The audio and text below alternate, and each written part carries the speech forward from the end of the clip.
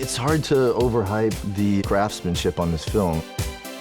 It was all very well thought out and a lot of really brilliant designers doing this work.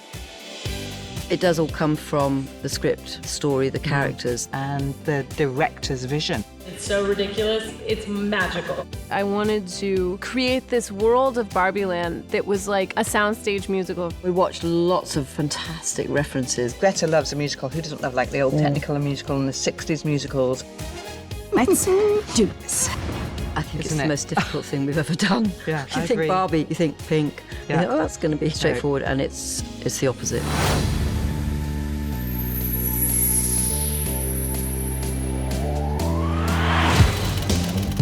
The history of Barbie was key to immerse ourselves in it. What we've arrived at is that we are in a giant toy box, and this is the toy world, and they are dolls. And once you're in that language and you're immersed in it, it's great. Welcome to Barbie's Dreamhouse. One of the wonderful things about shooting here on all these big sound stages is that we were able to really create that world. Walking into those environments and feeling the kind of artistry and the love and the playfulness, it set the tone for all of us. Everything is thought about. Is there water? No. Is there fire? No. How fast do the cars drive? Like, not fast, 7 miles per hour. Greta always said, I want people to watch this and feel like they can reach in and touch it or pick it up, because that's the world of Barbie and toys. If Barbie is reading a book, that book is not a book as we know it. It's a toy plastic book. So we have a mixture of things that are physically there, but then also decal, because again, playing into the world of toys. I'm fine. A-okay. The dream house, the doll's house, and the scale of it. So everything is like 23%, the houses are 23% smaller to get that toy quality. And it's the same as the cars. Yeah. The cars are 23% smaller, because whenever you're playing with a Barbie and you try and put it in a car, it's not going to fit in the car. It's always kind of like slightly sticking out. And that's just the nature of the toyness of it all. It also came down to the palette that we've used as well. We've talked a lot about the pinks. Pink is a major part of the design. Every single color here, every single pink, every single neon, I mean, we had real color meltdowns. Obviously, pink is going to play a big part in this movie, and we tested pinks extensively. We tested it on fabrics, on the walls, in all different ways, just to see how the lighting was going to affect the different tones. Welcome to my weird house. Weird Barbie, she's been overplayed with, and she's always in the splits. But equally, she's also of this world. So her house and her colours it's like what was a Barbie dream house, but it's just gone a bit weird. It's gone a bit skew. So there isn't a straight line in it, but everything here is straight lines and beautiful curves. You know, don't look at it with an eye of like, you know, a grown-up. Like, look at it like a kid. What do you like?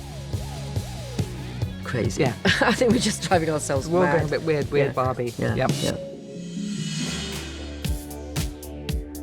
We related to the idea of Barbie's wardrobe coming in packs of clothing. You get all the accessories and all the matching pieces of the outfit that go together. You know, we take that idea and run with it. If she's got that, she's also got a jacket, and she's also got matching shoes, and she's got a bracelet and a necklace and a hat and a bag always. The costumes are in a way everything. I mean, it's unless you're dressed for it, you're not doing it.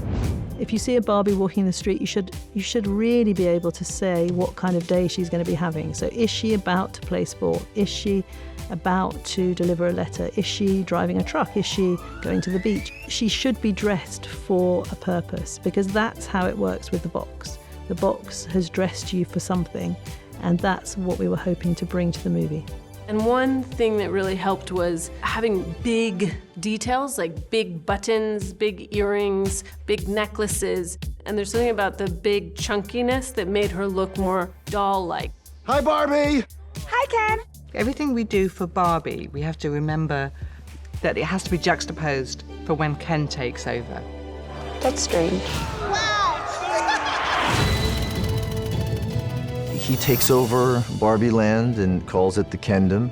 You know, he adds a lot of things to it, things that he has kind of gleaned from the real world. He's got rid of her stuff, pushed it all to the side. He hasn't put it away, just got rid of it to the side. It was all about The black leather. The black leather. It was full of things that you're not really allowed, which is very comfortable leather sofas, lots of gaming. Lots of TVs. Lots of TVs everywhere, and I love the fact that they're just playing the same loop of horses cantering slowly towards camera. Protein powder, massage guns, video games, weights. And mini fridges. Mini fridges. Mini fridges is a big thing. And then she has a lovely pink sofa or something like that. He has the big lazy boy leather sofa, you know, which makes incredible noises as you move about on it. I can't believe how great this place is! You kind of, part of you goes, oh, no, and every aesthetic bone in your body is just going, no. Your natural instinct is to go to more acceptable aesthetic. Bringing so many, what you could normally consider would ugly items into a set actually forms its own beauty. And once that had come through, we had a lot of fun. Yes. A lot of fun with the And then you cans. could just build on it. I know I've never had as many costume changes as this, and they're all so wildly different. He wants to investigate all of the versions of masculinity that he could imagine or he's ever possibly seen. He brings back headbands, leisure wear, sports attire. Things based on early versions of the Ken doll, but also other ideas of masculinity that were current in possibly the 70s, 80s, 90s. Watches, very important. He brings back mink. So we knew that the mink was going to play a part. The last piece of the puzzle really was the leather waistcoat, which was a late addition, and an even later addition was adding the fringe to the shoulder.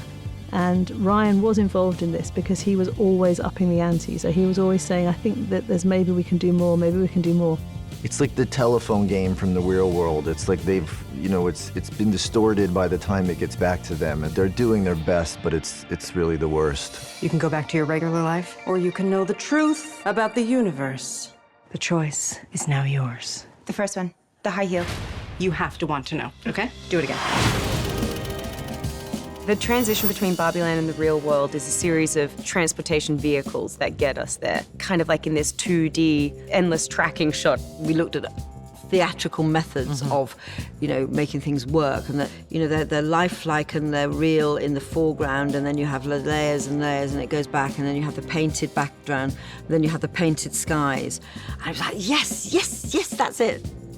Using these old silent movie film techniques, the level of detail and the love that went into each of them, and they were only going to be on screen for seconds. And then it was a case of, you work back on all the different levels. So the foreground goes very fast, and it goes slightly slower. Then, then you have the boat or whatever the vehicle method of transportation is moving, but it's not moving forward, it's just moving. So everything else is moving backwards at different speeds, which is very complicated. Working out with special effects how to physically make these things move at different paces to give us our sense of forward motion. We land on Venice Beach in LA, and what is amazing is that Venice Beach and LA is like this, but it's nothing like this at all. But we took the color swatch that we've got, we took that with us to LA and didn't see that color anywhere, which was interesting, wasn't it? It was just those colors, this spectrum is not anywhere to be seen. Mattel was always this sort of ridiculous, heightened thing as well. It's sort of like halfway between the real world and Barbieland. Is Barbieland like an alternate reality, or is it like a place where your imagination... Yes. Okay. Mattel is not straightforward either, because Mattel has a magical quality, because obviously it's got the magical kitchen, we call it, where Ruth Handler is, but also the actual boardroom has a magical quality. Once you step through the Mattel doors, you're kind of like in something that feels off-center. These kind of starkly beautiful corporate spaces. It's not quite on planet Earth, but it's not on Barbieland yet. Barbie in the real world. It's not until we get to the end of the movie where my Barbie's kind of morphing into being human. That shape changes and it becomes a much softer modern shape. Similarly, her clothes start to change. They become softer, and there is elements of movement and drape in them, which we've tried to avoid early on. You look so beautiful, Barbie. Thanks, Barbie. I feel so beautiful.